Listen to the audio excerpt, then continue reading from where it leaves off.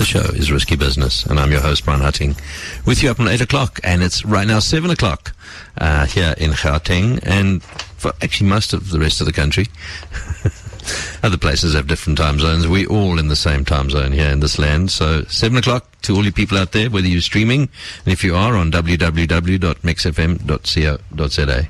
In the studio with me, I have Alexis Kalligiannis, who is sharing with us her story of her battle and victory against cancer, and a campaign that she's running called Dreams of a Cancer Survivor, which is all about raising funds to enable her to, firstly for herself, to have a baby sometime in the future, and also to help other people in a similar situation or similar situations to do the same. Historical fact: in 1878, on this day, Thomas Edison patented the phonograph. 1960, China successfully launched the T-7, its first sounding rocket. And in 1985, William J. Schroeder became the first recipient of an artificial heart to leave hospital. So there's some good news and historical facts on those days, and we continue.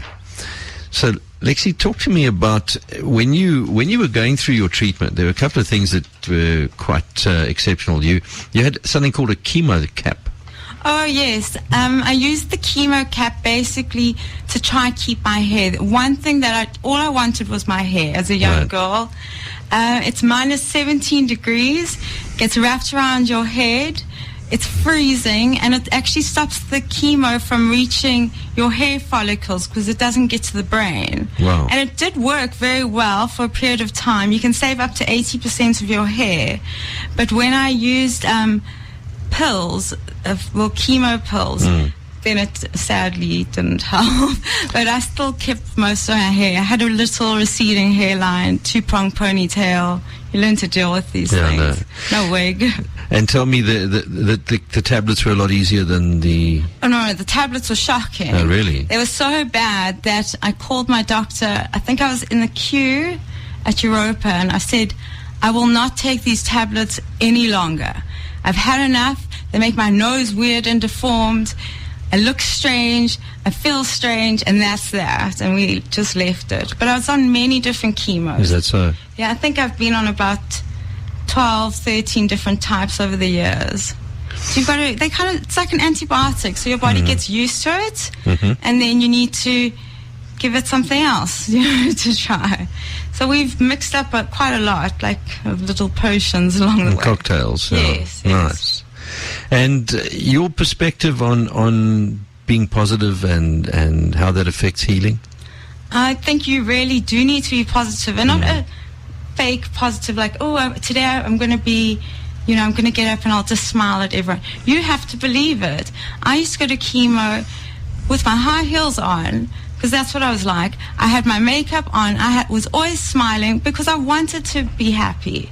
And I would get in there, I'd have my friends there, and we'd have, make the most of it. What can you do? This is the situation.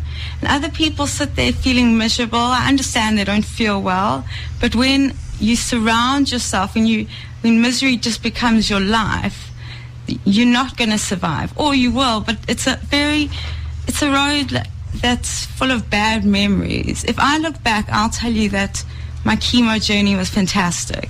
I've forgotten all the bad things that have happened. There's a very renowned neurosurgeon called Dr. Ian Weinberg, South African, who's done extensive studies in the whole realm of neuroplasticity and the brain and neuroscience, and particularly with reference to people who are treated for things like cancer, and how some survived and others didn't, and how in every instance of the ones that survived, they had a sense of purpose. And purposefulness is critical. In fact, it is the statement of a positive chemical state, is purposefulness, accomplishment, and sense of autonomy. Agree with that. Yeah. When I was in chemo, it didn't matter how sick I felt with that thing on my head, the ice pack on my head. I would study, and it gave me something. I was moving towards something. When I was told I only had 9 months to live, my attitude was, no, you can't bury me. I don't have my degree yet. I need these things in my life. And then I left that oncologist anyway. But good on you. No, well, I'm a type of person, I get what I want, And I know lots of people would say, no, you're being silly, stick with this oncologist, he has a good reputation. I don't care. If I don't feel that he's right for me, I'm not going to stay. No, exactly. Yeah, you got to shop around for your oncologist. And follow your heart. Yes, exactly. Really, you do.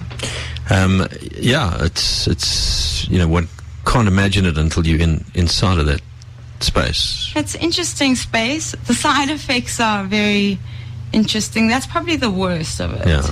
Just depending on what type of chemo you're on. But you meet some great people in chemo as well. I met lovely people. Really? Yes, like just people that are so upbeat and friendly. Just, I don't know what you imagine a chemotherapy room to be like, but I was in a lovely one, where everybody's on their lazy boys. The nurses are amazing. Everyone knows everyone's names. The pharmacist that works there is fantastic. It's just such a family-orientated environment. Makes a big difference. Massive difference. There's a very famous cellular biologist called Bruce Lipton, who has identified that the intelligence in our cells is not in the nucleus, it's in fact in the membrane. And the membrane looks like liquid crystal. In the same way as we can program computer chips, we can program our cells right down at a cellular level. And it just starts with how we frame our view and our perspective. So go back to that positive thinking and that positive approach. Our subconscious minds, which are millions and millions of times more powerful than our conscious minds, have no choice. Yes. And it's how we frame it with our conscious minds that the subconscious mind can then act upon. I think you need to see the good in this bad situation. Yeah. For me, I was young, I was 20, so I wasn't too interested in seeing the bad in it. I was going to make the best of the situation. I wanted to go out with my friends. I wanted to still study. I wanted to live a normal life. I didn't want to sit in bed feeling sorry for myself. That just didn't suit me. And that really helped me. I think that just got me through. And I had a good support structure as well. Well done you. And some other good news here is that Nedbank Private Wealth receives global recognition for philanthropy. And the 12th Annual Private Banking and Wealth Management Survey, leading barometer of top service and product providers to the world's wealthy, was conducted between August and November 2014 by ranking the top private banks across 69 countries, according to assets under management, profitability ratio of clients to relationship managers and services offered. The 2,400 odd survey participants included industry peers, private banks, wealth managers and family offices. With over 6.3 billion rand under management and administration for donors and non-profit organizations, Nedbank Private Wealth is the only wealth manager in South Africa with a comprehensive and established philanthropy offering, and has been advising clients for more than 150 years. Nedbank Private Wealth's philanthropy office assists individuals and families, corporate and business foundations to give in a structured, impactful and sustainable manner. For our non-profit clients, financial sustainability is the lifeline to resilience, especially in tough times, says Noxolo Hlongwane, Head of Philanthropy at Nedbank Private Wealth. Appropriate investment and management of funds enable organizations to sustain their work. The Giving Report 2, a study commissioned by Nedbank Private Wealth into the giving behaviors and practices of high net worth individuals in South Africa, found that 9 out of 10 high net worth individuals give of their time, goods and money to charitable causes. The report further estimated total giving by individuals at 8 billion rand in cash in 2012. We are honored to be recognized as a leader in this space and continue to be committed to developing and strengthening the sector, says Longwade. Well, there you go. I think that's fabulous. And I think it's time to, once again, just ask the listeners to look to being part of your journey and your campaign. So, Dreams of a Cancer Survivor, which is your campaign to raise funds initially for you so that you can do what you need to do from a live and well egg extraction and harvesting. Yes. Needs to be funded. Yes, and people can go to... They can go to indigo.com And you can just search for Dreams of a Cancer Survivor. Indiegogo. Indiegogo, sorry. Yeah, .com. I'm Yeah. also on Facebook, Alexis Kalligiannis. It's a bit of a mission to spell. But if you find me there, I can add you as a friend and send you a link. So those are the two various ways. So Indiegogo, INDIGOGO Yes, .com, and they look for Dreams of a Cancer Survivor. Yes, and if they ask for a location, it's Johannesburg, South Africa. Right. But this goes out to the world. Yes, it goes everywhere. Yeah. And it's amazing. I think it's fantastic what you can do. But I think you've really got to pump the campaign, and, it's not something that grows itself. Right. You've got to nurture it and basically be good to it and be willing to answer people's questions. People are asking me things like, don't you think you're asking for too much money? And I said, no. Once I gave them the stats, they understood. But if you don't know and you're just used to having a normal baby, of course, that doesn't cost you anything to just fall pregnant. No, and I mean, let's face it, it's amazing what funds have been given to many things. If we look here, 8 billion rand are donated by South Africans every year. That's definitely not shabby, and it wouldn't go ill to go to the foundation that you and the fund that you're looking at, because it then gives other people hope that they can do the same. And our wealth is measured by our ability to share, really. Yes. At the end of the day, not by how much we have. And the more that we do have and the more we can share, the more wealthy we become, and the people around us become and through that giving. I think it's really important, and I hope you have huge success, and that the listeners out there really do get in and contribute to Indiegogo.com, Dreams of a Cancer Survivor. And it's all about being like a rock and standing firm and not wavering from one's dreams and passions, no matter how daunting or how lofty they may seem to be. And you can't afford to take life for granted. You've got to actually embrace it and grab it and squeeze every bit of juice out of it, and make sure that whilst you are living, you are alive and not just existing.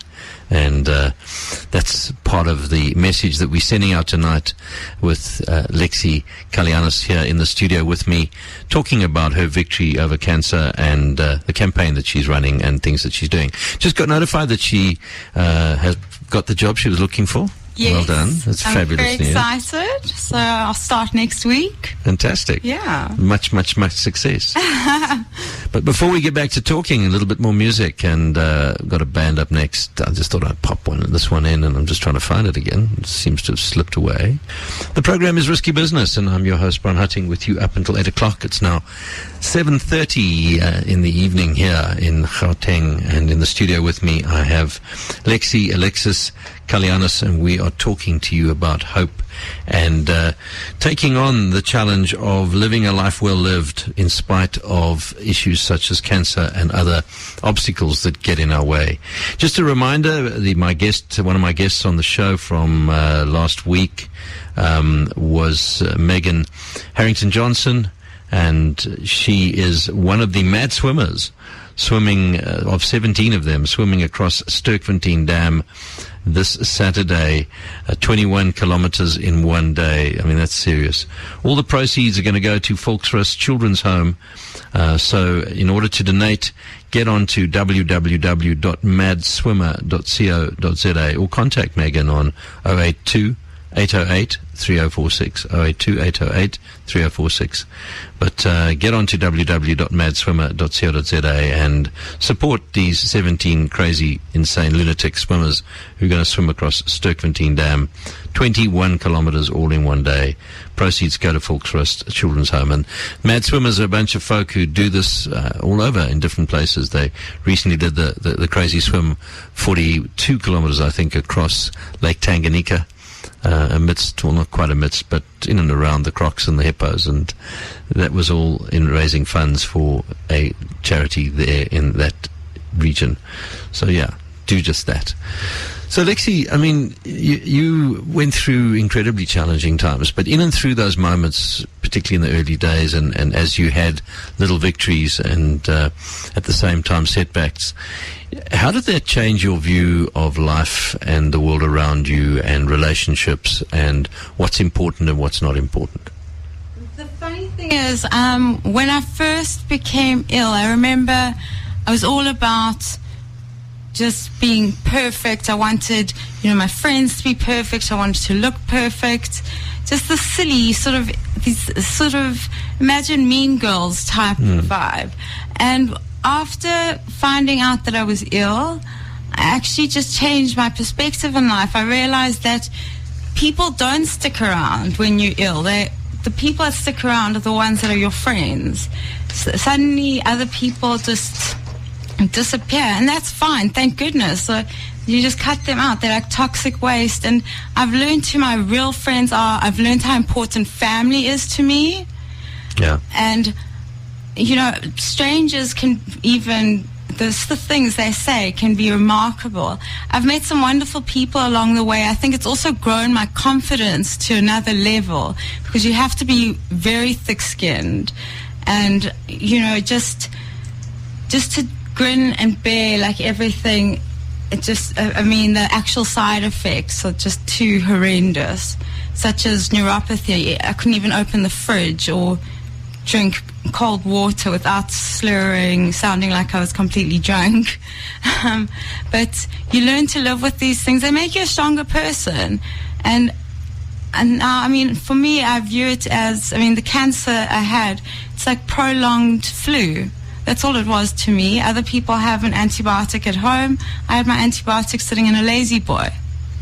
Wow. Yeah. And things like foods, what did you discover that you used to love that you couldn't eat, or were there all these type of restrictions in terms of that? I was given a very restrictive diet, especially after the liver op, which meant basically bland food, steamed fish, steamed chicken, steamed vegetables, and all I wanted was deep-fried chicken schnitzels. So that's what I ate, and I suffered the consequences. Oh, really? Yeah. Yes, it would be about 2 days worth of pain.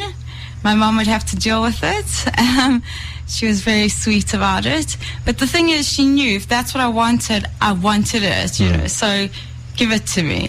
And I suppose now my body has stabilized a bit more, but I find I used to really enjoy things like chocolates. Can't stand them. They're so sweet. I just don't know what to make of them. I love raw vegetables now. Can't stand fruit. It's too sweet. Wow. Yeah, there's some definite lifestyle changes. I know when people are having chemotherapy, they'll say they can't stand the smell of crackers. I think, okay, they're just crackers. But eventually I also started to taste these things, could smell things that I just didn't like. Yeah, and also I was able to eat very hot food when I was on chemotherapy. And now I can't even eat Indian food, like mild. So your taste buds go all over the place. And now, what sort of diet are you still on a diet or a lifestyle of eating that is restrictive, or? No, I'm not. I just eat what I want. I try eat a healthy breakfast, but my healthy breakfast is probably not like yours. I don't eat cereal. I don't eat toast for breakfast. I usually have vegetables, or I enjoy making like a mushroom soup with a few vegetables in it. I don't know why. I love it. and proteins? Do you have much protein, or is... I do have quite a lot of protein, fish and chicken. I don't really like red meat that much, but I enjoy having my vegetables like broccoli and that sort of things. Also, eggs are quite nice every now and again. But I tend to just eat what I want. If I want a slice of cake, I'll go have the slice of cake. I know some people say the sugar can feed cancer. I don't really believe that, but maybe it does, maybe it doesn't. I think you must, as long as you feel healthy inside and what you're eating, then it's okay. And when it comes down to things such as alcohol, you need to listen to your body. If you can't get up in the morning, you feel like a rubbish bin in the morning, then I suggest you don't drink. Yeah. Yeah. Tell me, sport and physical fitness and that sort of thing? I'm not that strong at the moment in terms of doing cardio, but I can do things like yoga and Pilates. During the time that I was on chemo, I did quite a bit of weights.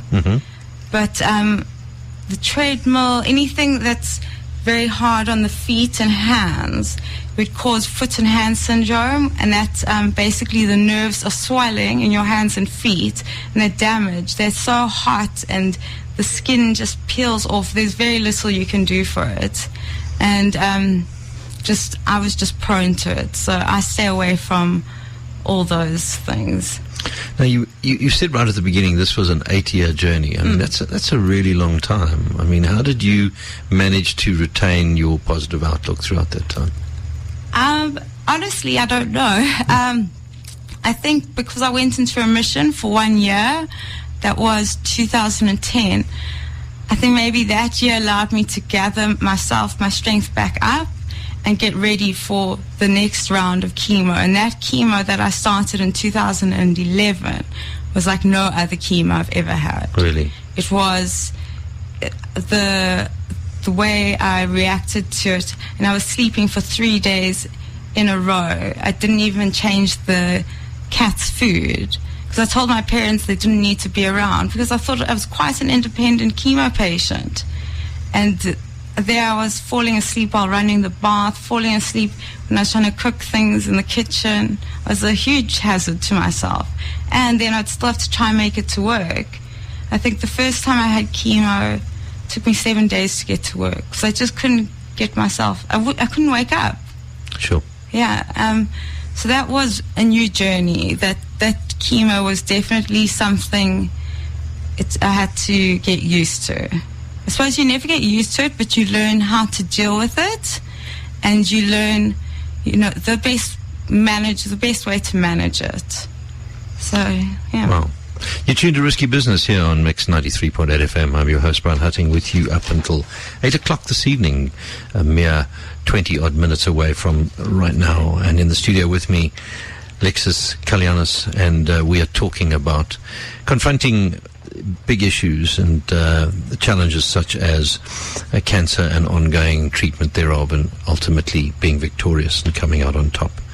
And if you want to have a look at the dreams of a cancer survivor, then do that go to Indiegogo, INDIGOGO.com, and have a look at it and just see if you feel moved to actually contribute and be part of an exciting journey of birth and life and continuance. Indeed, and you're tuned to Mix 93.8 FM. 7 minutes to 8 o'clock, and we're just going to close out now. And in the studio with me, I've had the pleasure of hosting Alexis Kalligiannis, who is a cancer survivor and who has taken on such an incredible stand in respect of that, and who has a campaign going called Dreams of a Cancer Survivor, which you can access and look at on Indiegogo, INDIGOGO, and have a look at that. And we're going to have a few more minutes of chat before we go out. But quick live read for you here. Are cupcakes your guilty pleasure? Why don't you indulge your craving and contribute to a great cause at the same time? Raising Aiden microwave cupcake mix takes just 3 minutes to make and is available in 9 delicious flavors. From 45 Rand per pack for red velvet Horlicks and gluten-free options, or 35 Rand per pack for any other flavor. Get your fix and assist young Aiden in his daily battle with incredibly rare Costello syndrome. Icing kits, corporate awareness sessions with tasters, ready-to-eat cupcake trays and birthday cakes are also available. With a number of limited cost delivery options on offer, help Aiden by placing your order today. Just go into raisingaiden.co.za now, and that's Raising Aiden, RAISINGAIDAN.co.za. Or for more information, contact Melissa on 083-67888819 or email melissa@raisingaiden.co.za. So, Lexi, and as we close out, you had a name for your tumours, didn't you? Yes, I did, actually. Had Larry and Barry, Fred. Used to say they were drunks that lived in my stomach. And you told them to leave, yes, I personified them, spoke to them, and said, okay, it's time now, you need to go. Yeah.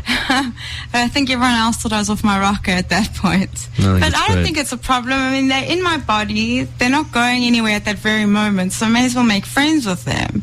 You know, it's just, kind of chat to them, have a little conversation, tell them to behave today. Yeah. Exactly. Yeah. And your advice to people who suddenly find tragedy or challenge or suffering or adversity, unexpected things on their doorstep, whether it be health or otherwise, how would you suggest that they approach it differently?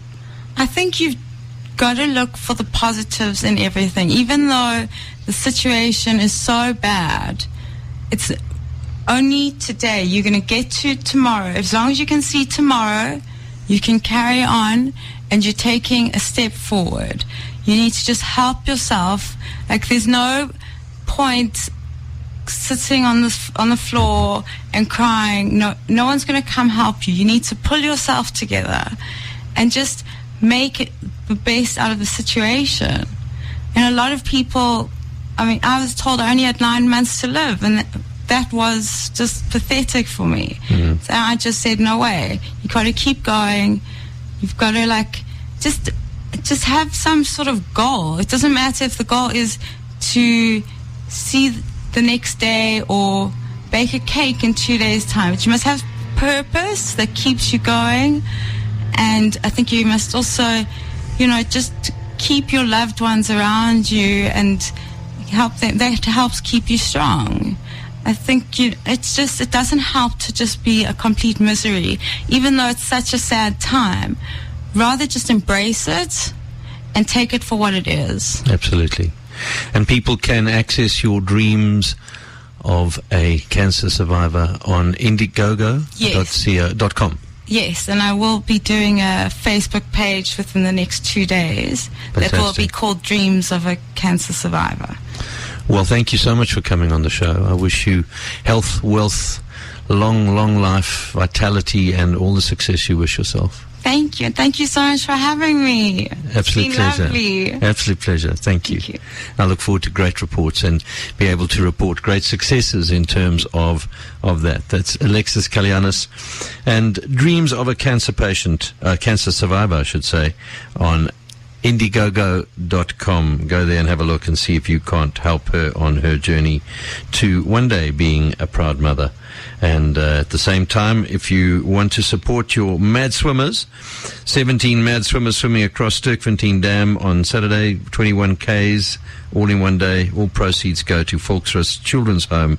To donate, go to www.madswimmer.co.za or contact Megan on 082-808-3046. And I'm your host, Bryan Hattingh, signing off, reminding you that if you're not with the ones you love, then love the ones you're with, and take time to show and tell the ones you love just how much you do. Take some time to love yourself this week and be gentle with yourself.